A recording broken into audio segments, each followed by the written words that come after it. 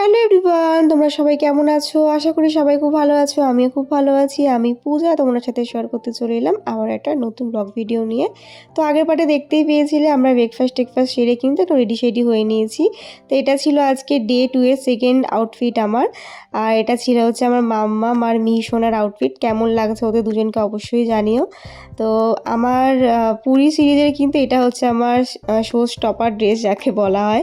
তো পুরী আসার জন্য কিন্তু এই ড্রেসটা তোমাদের দাদাভাই আমাকে গিফট করেছে। এটা সারপ্রাইজ আর গিফট ছিল আমার জন্য। তো কেমন লাগছে অবশ্যই জানিও। আর সাথে দেখো আমার টুপিটাও ম্যাচিং হয়ে গেছে। টুপিটা কিন্তু ছিল আমার কাকির আর কি। আর এই যে ব্রোটা দেখছো এটা কিন্তু আমার এক বান্ধবীর। তো আমার বেশ আউটফিটটার সাথে সব কিছুই ম্যাচিং হয়ে গেছিলো। আর আজকে কিন্তু আমরা তিনজন একদম ম্যাচিং করে ড্রেস আপ করেছি, দেখতেই পাচ্ছ। মাম্মাম, তোমাদের দাদাভাইয়ের, আমি। মানে একটু কালারটা হয়তো একটু আগু পিছু হয়েছে, মানে একটু হালকা ডিপ হয়েছে, লাইট ডিপ হয়েছে, তবে কিন্তু মোটামুটি ম্যাচিংই হয়ে গেছিলো আমাদের। তো দেখো অজান্তেই কিন্তু ম্যাচিংটা হয়েছে, আমরা কিন্তু ম্যাচিং করে নিয়ে আসিনি, তবে এসে দেখলাম যে ম্যাচিং হয়ে গেছে, তাই কিন্তু তিনজনে একই রকমের জামা কাপড় পরেছে, আউটফিট পরেছি। তো এখন আমরা যাচ্ছি হচ্ছে কোণারক মন্দির, তার জন্যই কিন্তু বেরিয়ে পড়েছি। আর আমরা কিন্তু গাড়ি এখান থেকে বুক করে নিয়েছিলাম। আমাদের আজকে কথা ছিল 3টে জায়গায় যাওয়ার, তবে এত বৃষ্টি হচ্ছিল যে কি বলবো, তার জন্য কিন্তু আমরা সব জায়গায় ঘুরতে পারিনি। তো যাই হোক, কোথায় কোথায় ঘুরলাম চলো পুরো ব্লগটার সাথে থাকলে জানতে পারবে। তো আমরা প্রথমে গাড়িতে উঠে পড়েছি। আর তোমরা যারা আর কি পুরীতে এসেছো যারা জানোই, কোণারক মন্দিরটা কিন্তু পুরী থেকে অনেকটাই দূর, প্রায় আধ ঘন্টা কিন্তু জার্নি করতে হয়। তো দেখো আমরা ঠাকুরের নাম নিয়ে বেরিয়ে পড়লাম একদম সমুদ্রের ধার দিয়ে। তো কালকে না সারা রাত্রির খুব বৃষ্টি হয়েছে, আর আজকে সকালবেলা যে ওয়েদারটা এত ভালো থাকবে সত্যি ভাবতে পারিনি। মানে সকালবেলা উঠে দেখলাম রৌদ্র উঠেছে। তো দেখো আমরা হাফ রাস্তায় এসে কিন্তু এখানে একটু ডাব খেয়ে নিচ্ছিলাম। আর এখানে না তো ডাবের দাম অনেকটাই সস্তা। আমাদের ওখানে একটা ডাব 60-70 টাকা তো নিয়েই নেবে, এখানে কিন্তু এত বড় একটা ডাব 40 টাকা নিয়েছিল মাত্র। তবে খেতেও কিন্তু বেশ ভালোই ছিল।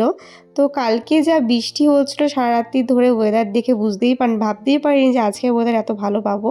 তো দেখো এত সুন্দর একটা ভিউ ছিল। এই ভিডিওটা কিন্তু আমাকে শুভ করে দিয়েছিল। একদম সব মানে গাছগাছালির ভেতর দিয়ে যাচ্ছি, এত ভালো লাগছিল না যে কি বলবো, ভীষণ ভালো লাগছিল। তারপরে দেখো বলতে বলতে আমরা চলে আসলাম প্রায় আধ ঘন্টা জার্নি করার পর কোণারক মন্দির। দেখে বুঝতেই পারছো যারা আর কি কোণারক মন্দিরে এসেছো এর আগে। তো আমি কিন্তু এই ফার্স্ট টাইম আসছি বড় হওয়ার পরে। যখন ছোটোবেলায় একবার এসেছিলাম দিদার সাথে, তখন অত কিছু আর মনে নেই। তো দেখো এই হচ্ছে আমাদের তিনজনের আউটফিট।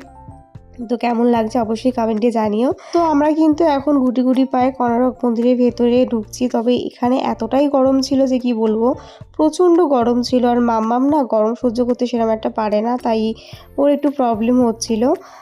আমাদেরও হচ্ছিল, তবে আমরা ম্যানেজ করে নিয়েছিলাম যেহেতু বাচ্চা। তার মধ্যে আমরা এমন একটা টাইমে বেরিয়েছিলাম, অনেকটাই বেলা হয়ে গেছিলো, দুটো বাচ্চারই খাওয়ার টাইম হয়ে গেছিলো, তাই ওরা একটু প্রবলেম করছিল। যাই হোক, কী আর করা যাবে, ঘুরতে বেড়াতে আসলে কিন্তু এই প্রবলেমটা সবাইকে একটু ফেস করতে হয়। তো এখানে ঢোকার পরেই কিন্তু আমাদেরকে ক্যামেরাম্যান একদম চেকে ধরেছিল, যার জন্য কিন্তু আমরা 3-4টে মতো ফটো তুলেছিলাম ওদের ডিএসএলআরে। তারপর সেটা আমাদেরকে ফোনে দিয়ে দিয়েছিল পিডিএফ করে। সেই ফটোগুলো তো তোমরা আশা করি আমার ফেসবুকে দেখেই নিয়েছো। তো দেখো এখানে কিন্তু আসার সময় দেখলাম যে কাঠগোলাপের গাছ আছে, সেখান থেকে কিন্তু দুখানা ফুল তুলে নিয়েছিলাম। একটা মামামের কানে গুঁজে দিয়েছিলাম আর একটা আমার কানে গুঁজেছিলাম। তো মাম্মাম সেটা কিছুক্ষণ রাখার পরে কিন্তু সেটা খুলে দিয়েছিল। আর দেখো এত বড় জায়গা পেয়ে সে তো দৌড়াতেই ব্যস্ত। জায়গাটা কিন্তু ভীষণ সুন্দর। তো এখন কিন্তু আমরা ভেতর দিকেই ঢুকছি। আর জানোই অনেকটাই হেঁটে হেঁটে যেতে হয়, আর আমার পায়ের অবস্থা খুবই শোচনীয় হয়ে গেছিলো, মানে হাঁটতে হাঁটতে পায়ে পুরো ফোসকা পড়ে গেছিলো। আর বললামই তোমাদের প্রচণ্ড গরম ছিল, মানে আসার সময় এতটা গরম পেয়েছি আর যাওয়ার সময় একদম বৃষ্টি, চারিদিকে জলাকার অবস্থা, যেটা পুরো মানে পরে ব্লগে দেখতেই পাবে। তো দেখো বলতে বলতে চলে আসলাম এই যে কোণারক মন্দির, আরও ভেতর দিকে যেতে হবে। তো চলো আমাদের সাথে তোমাদেরকেও নিয়ে যাই। অনেকে হয়তো এসেছে, অনেকে হয়তো আবার আসুনি। তো ব্লগের মাধ্যমে তোমাদের সাথে একটু তুলে ধরি যতটা পেরেছি আর কি ভিডিও ক্লিপ নিতে। যাই হোক, তোমাদের সাথে একটা দারুণ জিনিস শেয়ার করি, সেটা হচ্ছে দেখো যখন থেকে ভেবেছি পুরী আসবো তখন থেকে কিন্তু এই ফটোটা তুলবো বলে ভেবেই এসেছিলাম। তো দেখো আমাদের 10 টাকার নোটে কিন্তু চক্রটা আছে, চাকাটা, যেটা কোণারক মন্দিরের চাকা। তো সেটাই কিন্তু একটু ভিডিও ক্লিপ নিয়ে নিলাম, ফটো তুলে নিলাম। যবে থেকে ভেবেছিলাম আসবো তবে থেকেই আমার মাথায় ছিল যে এটা আমি ফটো তুলবো। তুলবো সেখানে গিয়ে, তো তুলেছি। যাই হোক তারপরে এখানে এই যেই ভাইরাল ভিডিওগুলো আমি করছিলাম সেগুলো করে নিচ্ছিলাম। আর তোমার দাদাভাই তো গরমে একদম অস্থির হয়ে গেছিলো, মানে তোমার দাদাভাই আর মাম্মাম ওরা কিন্তু গরম একদম সহ্য করতে পারে না, তাই গরমে কিন্তু দুজনেই একদম ডিস্টার্ব হয়েছিল। তবে আমি কিন্তু আমার কাজ করেই যাচ্ছিলাম, দেখতেই পাচ্ছ ফটো ভিডিও সব কিন্তু আমি সুন্দরভাবে নিয়েছি। আর আউটফিটটা তোমাদের কেমন লাগলো অবশ্যই জানিও, যদি কারোর ভালো লেগে থাকে যদি লিঙ্ক দরকার হয় অবশ্যই বলো, আমি প্রোভাইড করে দেবো।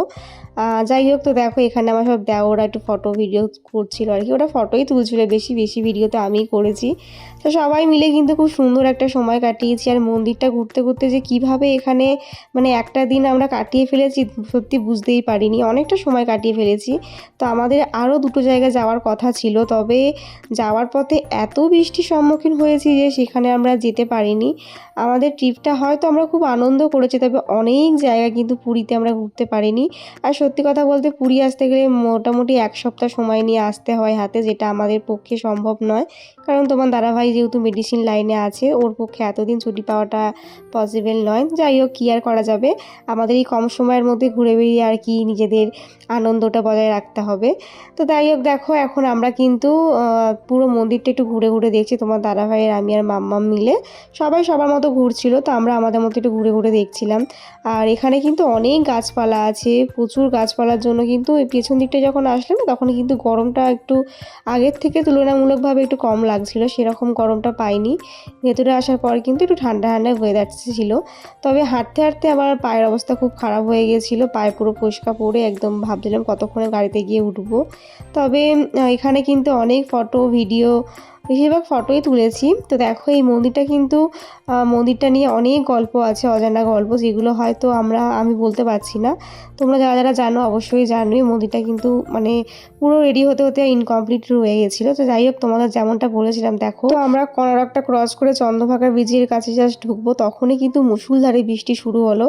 আর তারপরে কিন্তু আমরা কোনো জায়গায় ঘুরতে পারলাম না, আমাদের কিন্তু রুমে ফিরে আসতে হলো। দেখো কত জল জমেছে, একদম যেন সমুদ্র যেন আমাদের ওপরে চলে এসেছে, এরকম একটা ব্যাপার। দেখতেই পাচ্ছ সমুদ্রের ওপরে মানে মেন রোডের ওপর কতটা জল জমেছে, আর সব জলগুলো কিন্তু নেমে একদম সমুদ্রের কাছে চলে যাচ্ছে। তো বেশ ভালো লাগছিলো দেখতে। যাই হোক, এসব দেখতে দেখতে বাড়ি চলে এসেছিলাম, মানে রুমে চলে এসেছিলাম। এসে কিন্তু খুব জোর খিদে পেয়ে গেছিলো। তারপর কিন্তু লাঞ্চ করতে বসে পড়লাম, অনেকটা বেলা হয়ে গেছে। তো লাঞ্চে ছিল ডাল, একটা সবজি আর চিকেন, সেটা দিয়ে কিন্তু লাঞ্চটা সারলাম। তো চলো দেখা হচ্ছে নেক্সট পার্টে। বাই সবাইকে।